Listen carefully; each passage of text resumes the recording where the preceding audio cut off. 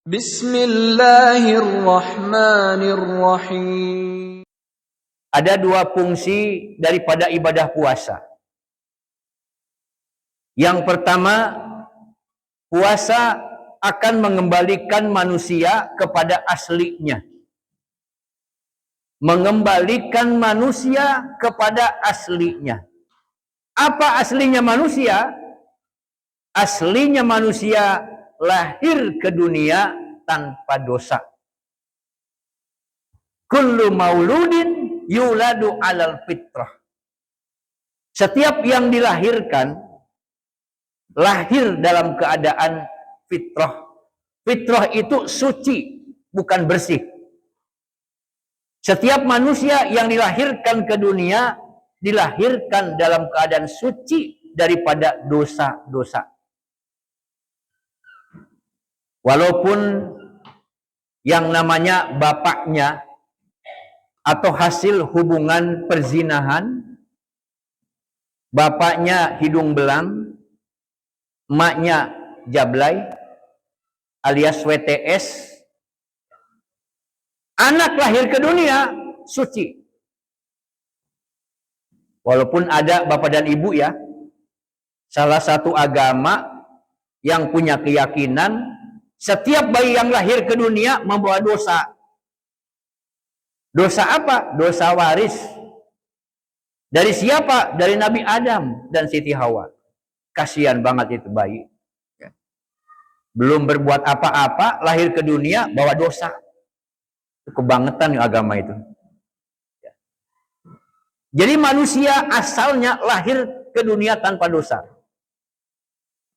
Siapapun orangnya dan siapapun orang tuanya. Ibadah puasa fungsi salah satunya mengembalikan manusia kepada aslinya tanpa dosa. Ini sebagaimana dijanjikan oleh Rasulullah dalam sabdanya. Man shoma ramadhana imanan wahtisaba ghufira lahu ma taqaddama min dzanbi. Barang siapa yang berpuasa pada bulan Ramadan karena iman dan mengharapkan ridho Allah, diampuni dosa-dosanya yang telah lalu. Dalam hadis yang hampir sama, man shoma ramadhana wa qamahu imanan wahtisaba kharaja min dunubihi kayaumin waladathu ummuh. Keluar dari dosa-dosanya persis seperti waktu dilahirkan dari kandungan ibunya. Masya Allah. Jadi dengan demikian hadirin rahimakumullah, kalau kita berpuasa pada bulan Ramadan, diampuni dosa, kita kembali seperti bayi yang baru dilahirkan dari kandungan ibunya. Tapi ada dua syaratnya. Yang pertama adalah karena iman, dan kedua semata-mata mengharapkan ridho Allah. Ini syaratnya, Pak. Kalau tidak terpenuhi syaratnya, nggak kembali lagi ke suci, Pak, kita. Ya. Maka di masyarakat kita, kalau kita masuk hari Lebaran, disebutnya kembali kepada suci. Cuman ada sedikit yang perlu diluruskan. Idul Fitri diartikan kembali suci. Padahal secara bahasa Idul Fitri itu kembali berbuka. Kembali tidak berpuasa. Kalau kembali suci Idul Fitrah. Jadi Idul Fitri itu kembali buka. Artinya boleh makan di siang hari. Maka zakatnya pun zakat fitri, bukan zakat fitrah. Walaupun orang Indonesia menyebutnya zakat fitrah, tapi Nabi sendiri tidak pernah menyebutkan zakat fitrah, tapi zakat fitri. Tapi tidak terlalu salah, Pak, kalau menyebutnya zakat fitrah, karena zakat fitri itu tuhratun lisoim wa tu'matun lil masakin, membersihkan jiwa orang yang berpuasa, sehingga disebutkan zakat fitrah. Ya. Hadirin rahimakumullah. Jadi syaratnya dua, supaya kita menjadi fitrah. Satu, karena landasan iman. Yang kedua, semata-mata mengharapkan ridho Allah. Ini ditanamkan pada kita. Yang kedua, fungsi daripada ibadah puasa adalah membentuk manusia yang berkualitas. Kualitas tinggi. Dan kualitas tertinggi dalam pandangan Allah adalah takwa. Ini disampaikan oleh Allah di dalam Al-Quran, surat Al-Baqarah ayat 183. Ya ayyuhalladzina amanu kutiba alaikumus siyam kama kutiba alal ladzina min qablikum la'allakum tattaqun. Ibadah puasa melahirkan manusia takwa. La'allakum tattaqun. Takwa adalah kualitas tertinggi dalam pandangan agama. Inna akramakum indallahi atqakum. Jadi tidak ada yang melebihi kualitas takwa itu. Baik dalam pandangan duniawi ataupun ukhrawi. Tidak ada yang menandingi takwa itu. Nah, melalui ibadah puasa, kita dibentuk menjadi orang yang berkualitas tinggi, menjadi orang yang bertakwa.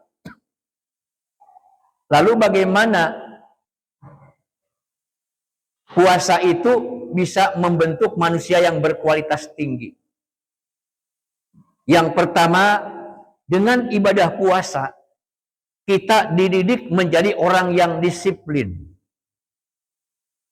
Orang yang disiplin adalah orang yang berkualitas tinggi.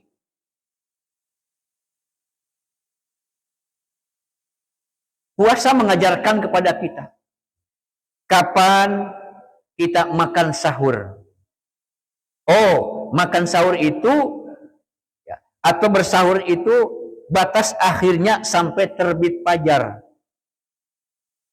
Sampai waktu subuh. Siapapun orangnya sampai subuh. Kapan kita boleh makan kembali? Boleh minum kembali?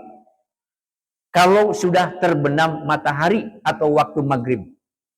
Siapapun orangnya, setinggi apapun pangkatnya, sekaya apapun hartanya, ketika berpuasa, boleh berbuka puasa kalau sudah terbenam matahari.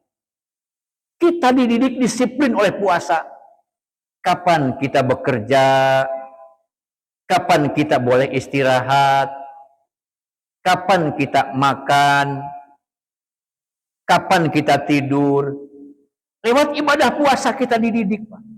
Maka orang-orang yang berpuasa dan memahami makna daripada didikan puasa, dia akan menjadi manusia yang disiplin. Orang yang disiplin itu orang yang maju. Kalau nggak disiplin, terserah saya aja, saya kapan kerja, terserah saya kapan tidur, terserah saya makan. Tidak beraturan itu manusia itu. Tapi manusia yang disiplin adalah manusia yang hebat dan berkualitas tinggi. Sampai dulu zaman Soeharto itu, Pak, ada yang namanya GDN, Gerakan Disiplin Nasional. Yaitu suatu gerakan proses disiplin bagi masyarakat, karena setelah melalui proses penelitian ke negara barat, mengapa negara barat itu bisa maju di bidang iptek, hasil daripada riset yang dikepalai dan diketuai oleh Habibie adalah karena satu, masyarakatnya disiplin. Jadilah negara yang maju. Jadi kalau kita mau menjadi negara yang maju, disiplin itu nomor satu. Saya punya teman, Pak, orang Singapura. Waktu saya kuliah tahun 78. Saya sudah kuliah. Salah seorang teman saya orang Singapura. Ketika dia ke Jakarta, waktu itu, Pak, dia sering menertawakan orang Indonesia. Dia kalau mau lewat di jalan raya, dia menerobos jalan. Ya, padahal di situ ada jembatan penyeberangan orang, JPO. Tapi itu katanya orang Indonesia cuma sampai begini-begini menyetop mobil langsung nyebrang. Tidak ada disiplin di dalam berlalu lintas. Kata dia, diketawakan Pak oleh orang Singapura. tahun 78, Pak. Coba. Ya pantas kalau negara Singapura adalah negara paling maju di ASEAN. Padahal penduduknya cuma berapa orang dan negaranya kecil. Sementara Indonesia semakin ketinggalan, Pak. $1 Singapura aja berapa, Pak Haji Imam tuh? 7.000 ya. Hampir 10.000. Jadi satu orang Singapura 7.000 orang Indonesia. Karena apa? Disiplin, Pak. Ini puasa mendidik kita disiplin. Yang kedua, kita dididik dengan puasa untuk menjadi orang yang jujur. Tarikan-tarikan di dalam hidup kita, Pak, untuk menjadi orang yang curang luar biasa, Pak, banyak. Orang yang jujur itu orang yang berkualitas tinggi. Ketika kita berpuasa, banyak sekali kesempatan untuk apa? Untuk berbuat curang.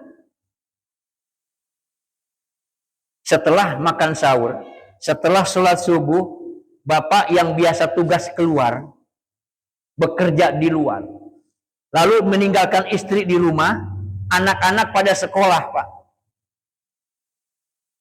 Tidak ada yang tahu apa yang dilakukan oleh bapak. Kalau bapak berbuat curang di perjalanan, siang hari melihat orang yang sedang menenggak air, meminum air, atau minum es cendol kelapa muda, bapak juga ikut di situ.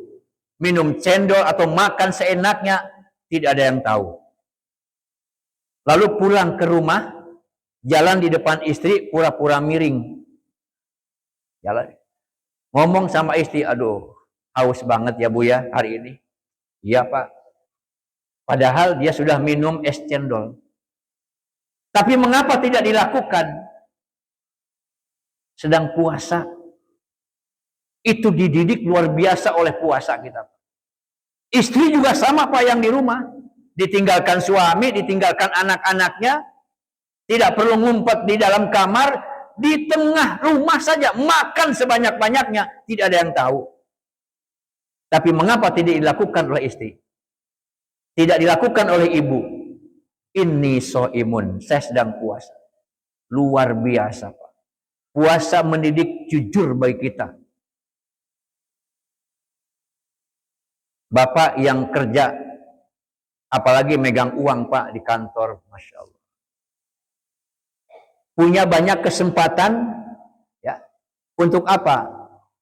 Melipat, menggunting dalam lipatan, korupsi, markup. Wah, banyak kesempatan. Karena saya juga pernah Pak. Jadi bendahara di sebuah perguruan tinggi. Selama 20 tahun. Alhamdulillah, saya tidak pernah mengambil yang bukan hak saya. Alhamdulillah, Pak. Saya hanya berbagi pengalaman saja, Pak. Tapi kesempatan itu banyak, Pak. Saya megang uang miliaran rupiah, Pak. Kalau saya nilep, katakanlah 10 juta, 100 juta, gampang gitu, Pak. Ya. Gampang Pak. Karena perguruan tersebut juga memberikan keleluasan oleh saya untuk ngambil uang di bank.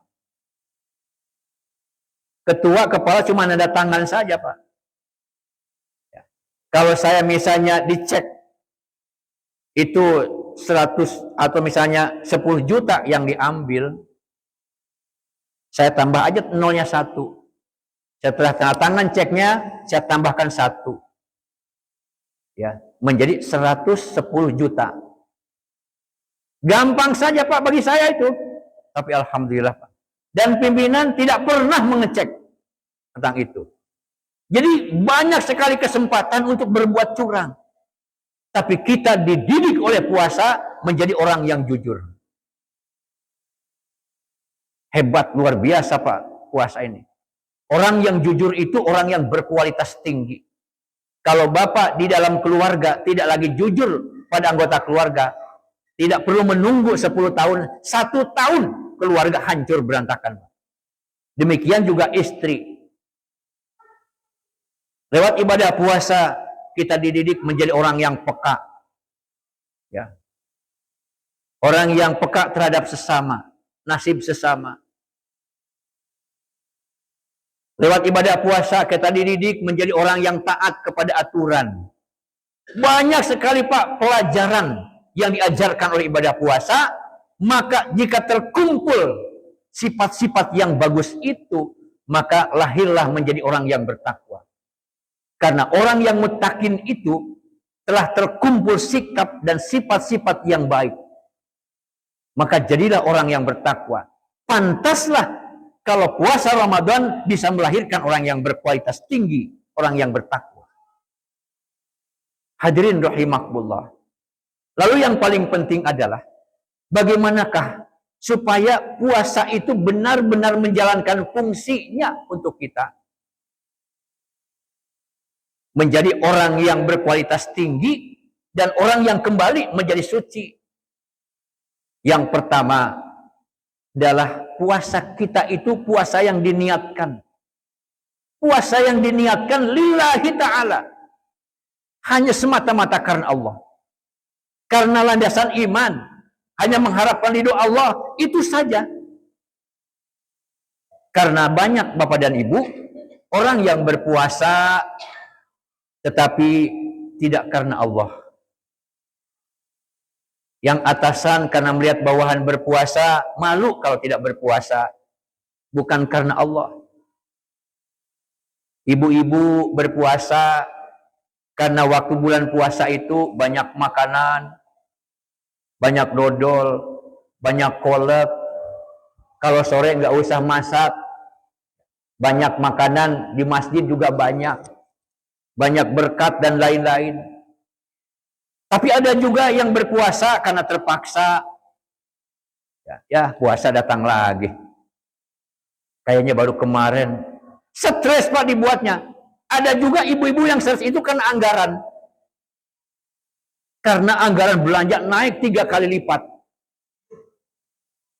Biasanya untuk beli lauk saja sehari oleh suaminya dikasih 75.000. Cukup itu. Untuk lauk saja. Tapi begitu masuk Ramadan, anggaran 3 kali lipat. Sedangkan dari suami cuma segitu-segitunya. Stres dibuatnya Pak. Ini kenapa? Salah kita Pak. Dianggapnya berpuasa itu mewah dan kemewahan. Masa puasa makan pakai ikan asin? Masa bulan puasa bukannya tidak ada kolak? Masa puasa tidak ada sirup? Tidak cendol, tidak ini dan itu? Itu karena salah kita Pak. Maka ubahlah mindset kita. Bahwa puasa atau Ramadan itu adalah kesederhanaan. Tapi kita perbanyak ibadah. Makan itu Bapak dan Ibu. Enaknya itu kalau kita sedang lapar, kalau perut sedang lapar dan sehat. Kita puasa lapar Pak. Dan insya Allah dalam keadaan sehat. Maka sebenarnya buka puasa dengan ikan asin dan sayur asam itu terasa nikmat. Tergantung mindsetnya dalam diri kita. Saya sudah lakukan itu Pak. Bahwa puasa itu bukan kemewahan. Waktu maghrib datang cukuplah air bening atau korma atau kolak. Sudah cukup itu Pak. Baru kalau mau makan habis tarawih. Ikan asin oke. Sambal, lalap oke Pak. Saya ngomong ke istri saya nggak usah mewah-mewah. Kalau ketemu opor ya makan. Ketemu rendang ya bagus itu Pak. Tapi biasa-biasa saja. Itu mindsetnya itu harus dirubah kita. Jadi yang pertama, kita niatkan lillahi ta'ala. Yang kedua, laksanakan puasa sesuai dengan kaifiat tata cara agama kita. Ya. Kita pelajari syarat dan rukunnya, kita laksanakan. Ya. Sejak terbit fajar sampai terbenam matahari, kita laksanakan ibadah puasa sesuai dengan apa yang dicontohkan oleh Rasulullah SAW. Yang ketiga, hindarkan dari perbuatan-perbuatan yang bisa merusak nilai ibadah puasa. Kalau tadi yang kedua, yang bisa membatalkan puasa. Yang ketiga, yang bisa merusak nilai ibadah puasa. Dari ujung rambut sampai telapak kaki, kita hindarkan perbuatan yang bisa merusak ibadah puasa. Bapak-bapak, jaga mata. Sedang puasa khususnya jaga mata. Karena kelemahan bapak-bapak itu di mata. Nggak boleh melihat yang klimis ya, Pak Tatang. Walaupun Pak Tatang udah sepuh, kalau lihat yang klimis mah jelas. Jelas, Bu, bukan apa-apa maksud saya. Ya, ibu-ibu jaga mulut, Bu. Gibah, fitnah, namimah. Tidak saja mulut, juga jari jaga, Pak. Jari jaga. Sekarang jari lebih jahat daripada mulut. Ya, jaga dari perbuatan yang bisa merusak nilai pahala. Bahkan maaf Bapak dan Ibu, bermesraan suami istri di siang hari, bermesraan Pak, yang sudah nyerempet-nyerempet, itu bisa merusak nilai ibadah puasa. Ya, loh Pak, itu kan istri saya. Iya Pak, makanan juga makan punya Bapak. Kalau lagi puasa ya stop dulu. Di siang hari ya stop dulu bermesra-mesraan Pak dengan istri, dengan pasangan. Itu bisa merusak nilai ibadah puasa. Karenanya yang itu pun kita hindari sementara 1 bulan. Di siang hari, di malam hari ya silahkan Pak. Sekuatnya terserah Bapak dan Ibu. Dan yang terakhir Pak, hindarkan dari perbuatan-perbuatan yang sia-sia. Perbuatan yang sia-sia, yang tidak ada gunanya. Ya, salah satunya misalnya, Bapak sebenarnya tidak perlu main HP, main game. Ada yang misalnya, yang hobi mancing. Baca Quran, Pak. Baca Quran. Itu kan perbuatan iseng saja, Pak. Ini hati-hati tukang mancing itu nggak pernah maju nih Pak Imam. Nggak pernah, bisanya mundur ini. Atau cuma nonton TV boleh, ya. Tapi jangan lama-lama. Kalau cuma iseng Pak, baca Quran. Hindarkan perbuatan-perbuatan yang cuma sekedar iseng. Min husni islamil mar'i tarkuhu ma la ya'ni. Di antara kebaikan atau sebaik-baiknya muslim seseorang atau seorang muslim adalah meninggalkan yang tidak ada gunanya. Jelas yang maksiat dan munkarat wajib kita tinggalkan. Tapi yang sekedar iseng tinggalkan. Jadilah orang yang produktif dengan amal-amal kebaikan. Nah, hadirin rahimakumullah, mari kita jadikan bulan Ramadan ini sebagai media untuk kita menangguk pahala, mencari ridho Allah Subhanahu wa taala, menghapuskan dosa, memperbanyak dan menangguk pahala di hadapan Allah Subhanahu wa taala. Semoga